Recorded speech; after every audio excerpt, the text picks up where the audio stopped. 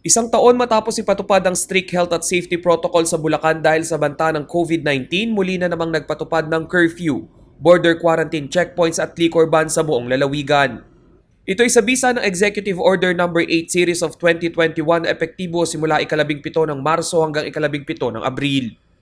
Magsisimula na muling maghigpit sa paninita sa mga lumalabag sa tamang physical distancing, maging ang mga hindi nagsusuot ng face mask at face shield. Ipinatupad na rin ang curfew mula 11 p.m. hanggang 4 a.m. Mayroon na ring border checkpoint para tingnan ang health at travel documents ng mga papasok at palabas ng Bulacan. Bawal na muna rin ang pagbebenta, pag-inom at pagbiyahe ng alak o anumang nakalalasing na inumin.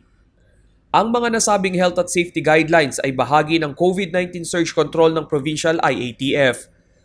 Hangad ng mga otoridad na hindi na kumalat pa ang coronavirus lalo na't malapit sila sa Metro Manila na patuloy ang pagtaas ng COVID-19 cases.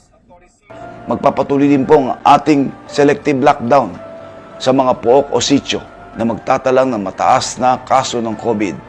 Ito ay isinasagawa lamang natin alang-alang po sa kaligtasan ng publiko. Ayon sa opisyal na pahayag ng Octa Research Team, magandang hakbang ang pagpapatupad ng localized lockdown upang mapababa ang kaso ng COVID-19. Sa ganitong pamamaraan, may iwasan din ang dagsa ng pasyente sa mga pagamutan.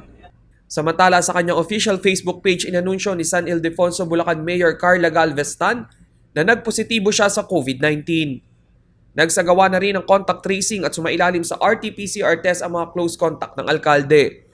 Wala namang nahawaan sa kanyang mga nakasalamuha. Sa buong Central Luzon, Bulacan ang may pinakamataas na naitalang kaso ng COVID-19. Umabot na sa 14,166 ang confirmed cases. 1,267 ang aktibong kaso, 487 ang namatay at 12,412 ang recovered. Rainiel Pawid, CLTV News.